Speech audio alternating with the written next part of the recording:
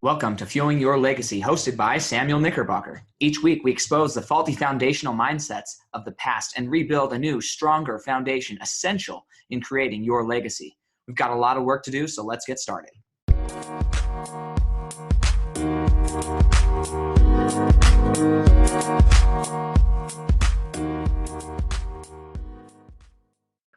Book Review Wednesday. This week, as mentioned on Monday, we are going to be reviewing the book Shoe Dog by Phil Knight. And this book is probably one of the most fun books I've read this year. I read a lot of personal development books, and there's a lot of them that just talk about this nefarious thing of how we should act and all these mindsets. But I love reading. I did not realize that Shoe Dog was such a biography about somebody's life rather than kind of a business book. It's really I don't even know if I would say it's a biography about his life. You don't hear a lot about Phil Knight's life directly, but you do hear about it's like a biography. So imagine a chronological by year biography of how Nike came to be.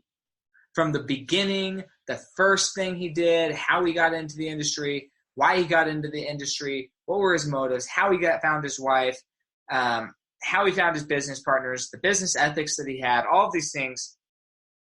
How did it all happen? What was the gameplay? I mean, it's like watching a movie, but in audio way. This is a funny term I heard the other day, but it's like ear porn.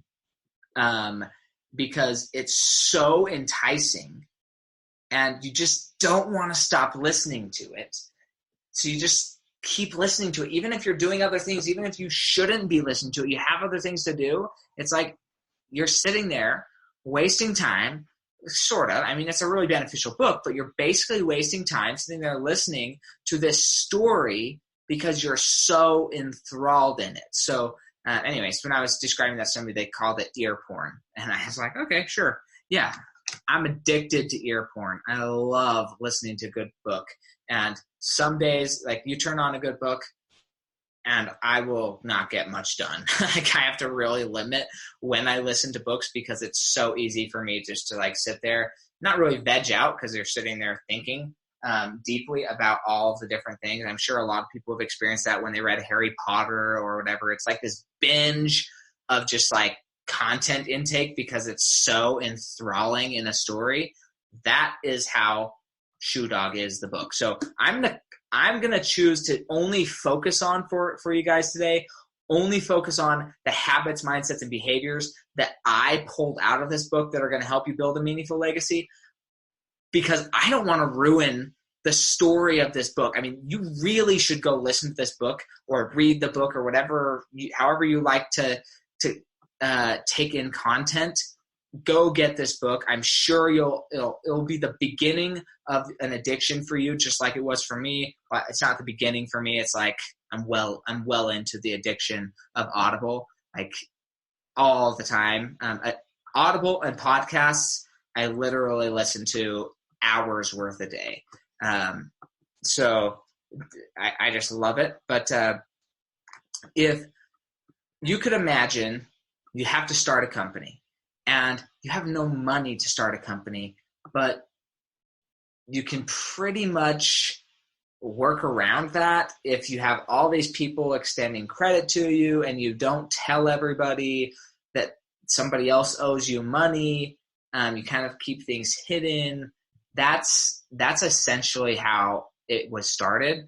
But what I like about it is he had a tenacious hustle. He did not accept no from anyone. He went and learned a whole nother language, Japanese, so that he could do business with Japanese people who are going to be creating the shoes. He went and broke.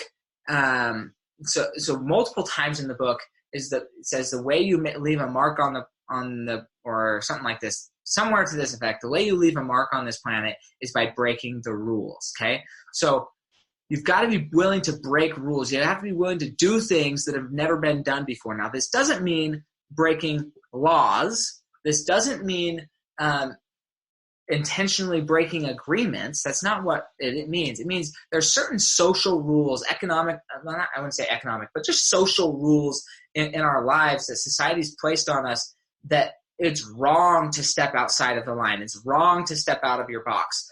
And you have to be willing to break the social norms and just do it anyway for you to, and that is going to be the cinch to your success. That's going to be like the one thing that separates somebody who's mediocre and kind of just playing within the rules of the game, and somebody who's like, I'm done with the rules of the game. These are society rules. There's nothing really illegal about what's happening. I'm going to go do it anyways. Even though everybody's telling me, everybody hates the fact that I'm doing it, I'm going to go do it anyways. And I read another biography. This is a little off topic, but Sam Walton's, what's it called? Let me see if I can find it here. Oh yeah, Made in America by Sam Walton. That's another one where he just went and he broke all of the rules, all the social rules that had been in place that had dictated how things were marketed and what stores looked like. He went and broke all the rules, and out of that came Walmart, a ginormous corporation with millions of people employed and serving even millions more, and helping them get low-cost groceries. Now, whether you like them or not, it doesn't matter. They have accomplished their goal, and they've really intentionally built the branding that they want. And they want the brand of being this cheap store that offers cheap things. That's what they did. They created it for that purpose. So that's okay. But yeah, so that is like belief number one, or mindset number one. You have to be willing to break social rules if you want to be successful. You will have haters. You will have people who tell you it's never going to work, that you're going to fail, and that you should stop. And Phil Knight's own father was willing to invest in him, willing to give him the money, but he did not believe. Phil Knight himself, he was an accountant. He worked at a big accounting firm, and he's just like, I don't want to do this, right? So many people, you get to the point, you go to school, and you get to the point where you have a good job, you have everything that you thought you wanted, and then you find out it's not what you wanted. Now, at that moment in time, you really have two choices. You can stay doing what you don't want to do just because that's what's expected of you by society, or you can go do something that you love doing and make sure it works out, right? Well, because of the way they ran their company, they had a few different lawsuits. They had to go through rebranding. They had to go find new banks. They would be using one bank, and that bank would say, well, you've extended too much in credit. As soon as you pay off your bills, then we're no longer going to let you use us. And so they had to go from bank to bank to bank to bank and kind of shop around for people who would take their business.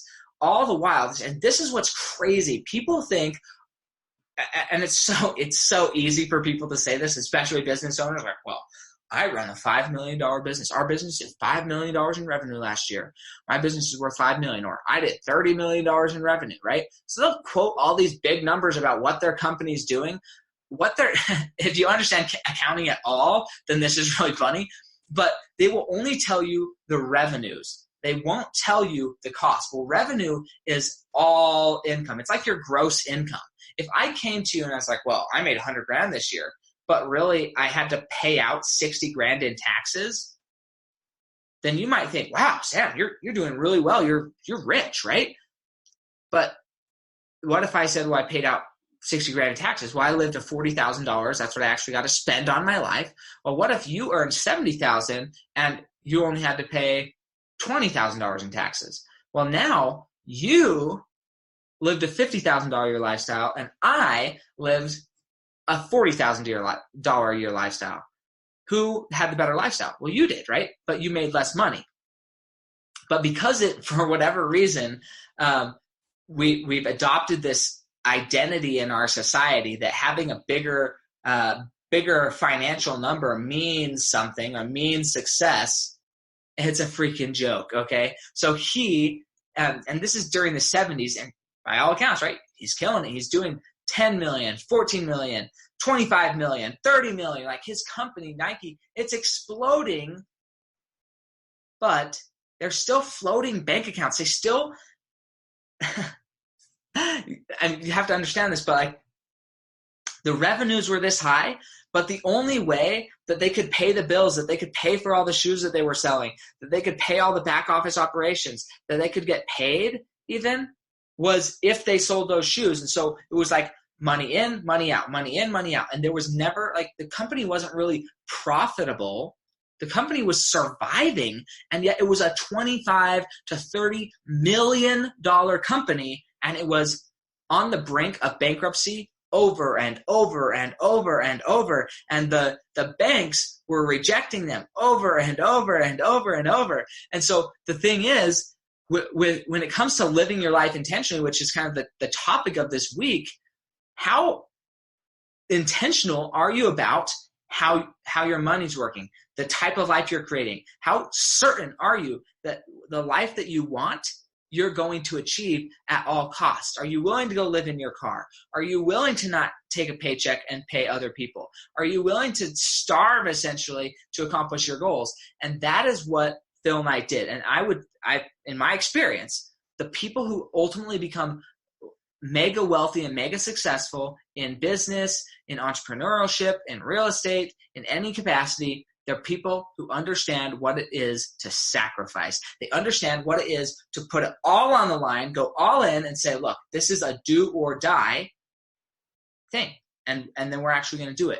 And so that becomes a habit. Every time a new situation arises, they go all in. Every time another hiccup comes up, they go all in. Every time something else came up, they went all in. They had an all-in mentality all the time. And it became a habitual response to an obstacle. It became a habitual response to something they didn't want. And that was intentionally placed in their life. The idea of, I'm going to go all in. So that was number 2. Number 3, the amount of integrity. So while they were going through building their company, they had a lot of salesmen. They had a lot of shoe salesmen who are not necessarily for their company, but just they would go and sell shoes to a lot of different people. They had many banks, and they had a lot of investors, a lot of different people. And they would choose to use Nike over Adidas or Pumas or New Balance, some of these other shoe companies, because Nike prided itself on its honesty. And they always shot straight. They always said exactly what it was, as bad as it was. Even when there was things that were not going well, when they got audited, even when all that stuff was true, they did not bend from their commitment of being honest with the people around them. And that's a huge trait in business. And in my experience from just sitting down in business with myself, a lot of clients that I have and that people come to me, they appreciate most that I tell them exactly what I'm thinking. Whether it's, and that's not always the kindest thing. Like, I'm not going to sit here and say that I'm perfect, that I'm always right. I'm not going to say any of that, but I will tell you how I'm feeling in that moment. And that I am not ashamed of sharing. But when I was dating my wife, this is one of the things that she found, in her words, refreshing, was that she knew exactly what I was thinking at all times. She didn't have to wonder, like, does he like me? Does he not like me? Does he want to kiss me? Does he not want to kiss me? Why isn't he kissing me? Right, all these things. She never had to worry about that, because from day one, I was brutally honest with her. And a lot of people, they hear me tell these stories, and they're like, Sam, you're kind of a jerk. You shouldn't have said those things, right? Look, sure, I'm kind of a jerk. I don't care. However you feel it. My intention is never to be rude. My intention is to be absolutely clear about how I feel.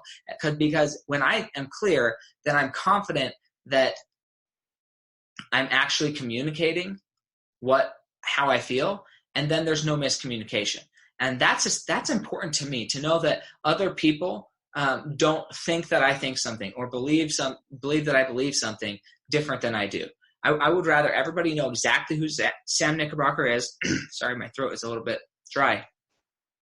And then decide, well, I like Sam or I don't like Sam. It doesn't really matter to me how you feel about me. What matters is that you can trust that I'm going to tell you how I feel, right? And for me, that's important. And so that's the way I operate my life. And I found a lot of success in that approach.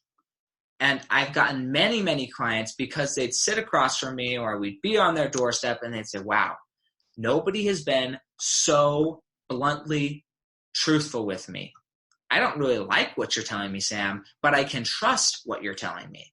And the fact that I can trust it, that's more important to me than liking it. Because I don't have to wonder if I'm going to get screwed. Sam's going to tell me if something's going to go wrong, right? Sam's very honest. And so I've had people say this to me, and I'm just grateful, right? I'm grateful they appreciate my candidness and my candor.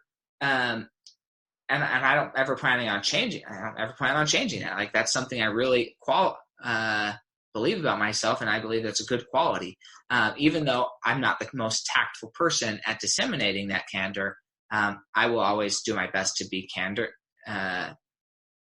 with people because I think it's the right thing to do. So that was number 3. Number 4, I think this is probably, if we could put a big umbrella over everything and encompass like, this is how and why Nike came to be and how it was successful, why it succeeded through all of the hiccups, through all of financial difficulty, through the FBI investigation, through everything. Like, why did it succeed so well? And I really think it comes down to this. There are 2 types of business owners. There's one who's a micromanager and wants his fingers in everything, right? That he wants to be in control. I, by default, am that person. Like, I really, really like to know where everything is. I want to know everything. I'm like the ultimate magician when it comes to like knowing exactly where everything is. And I have to intentionally, right, going back to live intentionally, I have to intentionally remove myself from a situation, give somebody control over something, and just let them run with it. Man, does that stress me out. It's like sometimes it's cringeworthy. I just like, I don't know what's happening and it's stressing me out, right? But I have to learn to just let go of that stress and allow them to do their job and say, hey, look, this is the objective. Go get it done. I don't care how it happens. I'm not going to care about that. And I have to tell myself that I'm not going to care about it. I have to allow myself not to care about it because I, by nature, I'm a control freak, like big time. Well, that's just me. But Phil Knight, he was amazing at something, and that is delegation. The second leader delegates like nobody's business. He surrounds himself with an incredible team of people who are way better at certain aspects than he is, and allows them to go and do what they do best. And doesn't micromanage them. He tells them if he wants something different. He tells them if he doesn't agree with what they're doing. But like, he ultimately allows them to manage themselves. And that type of leader, I believe, honestly, that contributed most to his success. You are the average of the 5 people you hang out with. And with him, he constructed an advisory team between product providers, bankers, lawyers, assistants, salespeople, like all of them. He went out and he found the best of everybody. And then he got them all in one team, and he was kind of the brains. He helped make the decisions. He had 50% controlling stock ownership of the corporation. So like, he had done all of this to make sure that he stayed in control. But he definitely delegated a significant amount of responsibilities off to other people. And what that allowed him to do is create a company to be his legacy. Okay. So when we're talking about habits, mindsets, and behaviors of legacy, I think this is the crucial, like one of the biggest ones. I don't even know how else to say it. I think it's just the biggest one. Think of Christianity. Christianity it is a doctrine of delegation, minus Christ and the fact that he died for everybody and performed the atonement and was resurrected. Outside of that thing, he's delegated virtually everything else. He's delegated missionary work. He's delegated sharing what people have. He's delegated healing. He's delegated everything about Christianity has been delegated with the intention to build better leaders or stronger leaders and engender them and help them become and grow more. And that habit, that mindset, that instead of fear of losing my business, I'm going to teach somebody how to run my business better than I can run my business. Okay. So rather than, because what does that do? Well, it gives them leverage. Well, no, not necessarily. If you're all on board and you're honest and you treat your people well, then they're not going to stab you in the back generally. There's a story about that in the book. So that's why I say generally, but, learning how to delegate, that ultimately is what saved Nike from going bust multiple times, is the fact that they had delegated appropriately. So in your family, how are you delegating in your family? Or are you, as the mother or the husband, as a husband, are you still on your high horse saying, well, I'm the one who earns all the income and I don't want my wife earning any income. I don't want any of that. As the wife, are you still making all of the dinners? Are you still folding and cutting folding and washing all the laundry, cleaning all the bathrooms, babysitting the kids? All the things that a mother has to do. Have you started to delegate some of that yet? And if not to your husband or to your spouse or to your children, have you hired a nanny? Have you learned the art of delegation yet? Or are you still such a control freak that you have to have control of all these situations? My advice to you would be learn delegation. And I'm giving you that advice from personal experience of how difficult it is. You can ask my wife, I really don't like delegation. I don't like giving up control. I don't like allowing other people to do things for me, because then I feel like I'm dependent. I will get dependent on them, right? Learn to let your ego go and say, okay, I'm going to delegate this. It's the best thing that can happen. We have had a nanny now for about a month. About a month we've had a nanny, and my wife's been working with me. Well, this week, it's almost over, thank goodness. It's almost over. But this week, our nanny's been on vacation. And bless her heart, she needs to come back as soon as possible, okay? Having a nanny is so great. Delegating certain hours of the day to look, you're going to take care of the kids. We're going to go do what we want to do, whether that's golfing, whether that's shopping, whether that's playing around, whatever that is. We just delegate that. Now, we're paying. It's not like we're just sitting there slave labor or anything. We have to pay for that delegation. But the biggest part of relinquishing control is the emotional aspect of, can she take care of my kids as good as I can take care of my kids? You want to know the irony of that? I'll share an experience. On my mission, I served a mission for the Church of Jesus Christ of Latter-day Saints in Scotland and Ireland. And I was tasked with a 3-month training process of training a new missionary who had come into the mission. And I, again, was not good at delegating, and I was super prideful. And so I was like, I'm going to upkeep all of the records. I'm not going to let him do it because I can do it better, right? And then about halfway through, I was like, oh, if he's going to become somebody like me, then I really should let him do it. So after the end of the three months, we went in for a review, and we're in this big group setting, and I made a complete ass of myself. And we were talking about what made a good trainer, what didn't make a good trainer, and all of our trainees were in there, so we couldn't really say anything. And everybody was just really honest, which I was grateful for. At least my trainee was. But one of the things I said was one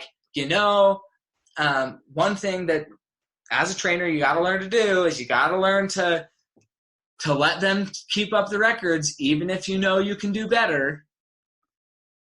And our mission president, the leader over us all, he's like, Sam, he called me Elder Knickerbocker, but he's basically Elder Knickerbocker. That's very prideful of you to think that you can just do better than that person. And I felt so small, because the truth is that, especially in that circumstance, this wonderful person that I was training, he had better spelling, better handwriting. If I'm being honest, he cared more. He was way, way, way more meticulous with his notes about people. He was way better than I was. I was pretty good, but he was way better than I was. But I had this ego trip about that I could do it better, right? in most of the time in my experience, when you allow somebody to go do it themselves, they end up being way better than you were. And that should be a relief, not a dig on you. It should be a relief that, man, I'm so glad somebody else can do this better than me. I can move on and go focus on things that I'm good at, rather than, oh, I feel bad that I'm not good enough to be the best at everything. Dude, get off your high horse. The reality is there's a lot of things that we're not as good at, okay? Specifically in childcare, what my wife and I have found is our children are far better for our nanny than they are for us most of the time, okay? Our kids are cute and we enjoy taking care of them, and sometimes they're really good for us. But generally, if we took like the 5 hours a day that they're with our nanny versus the 5 hours a day they're with us and split it up 5 and 5, the amount of whining, the amount of screaming, the amount of just sheer pointless noise that happens when they're with us is so much more than when they're with the nanny. And so understanding that, like, why wouldn't you have a nanny? If your nanny can raise your kids and help them get certain aspects done better than you can, now that doesn't mean don't be a parent and pawn your kids off to other people. That's not what I'm saying. But what I am saying is, why not share that responsibility? Why not learn to delegate if there are certain things that can be done better by somebody else than yourself? Just a thought. Nanny is fantastic. Okay. So just that's my plug for having a nanny. For anybody who wants to find out how to get one, give me a call, make a comment. I'll get you in touch with my wife, and she did everything. She did the hiring process. She did everything in that regard. So I don't really know everything, but I know it's really nice to have a nanny, and it's great for my wife. End result is learning to delegate saved Phil Knight's butt and saved Nike as a company. And I'm confident that it can help you. If there's nothing else you get out of this book review, learn how to delegate. Learn how to delegate, because that is what ultimately saved their bacon. So with that being said, again, I'm super excited for this weekend. I love talking to people from England just because it's just a wonderful treat for me to get to know different people all over the world and build relationships. But Jake, he's a gem. I'm super excited that you got to that I'm able to have him on here and share his expertise with you. I know you're not going to regret listening to Friday's episode. In fact, you're going to love listening to it, and you're going to want to share it with your friends. So to that tune, we will catch you next time on Fuel Your Legacy, ready to talk about how you can live a more intentional life.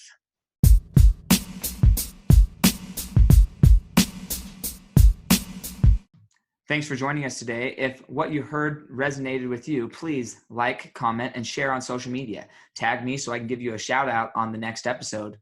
And thanks to all those who have left a review. It helps spread the message of what it really takes to build a legacy that lasts. Catch you next time on Fueling Your Legacy.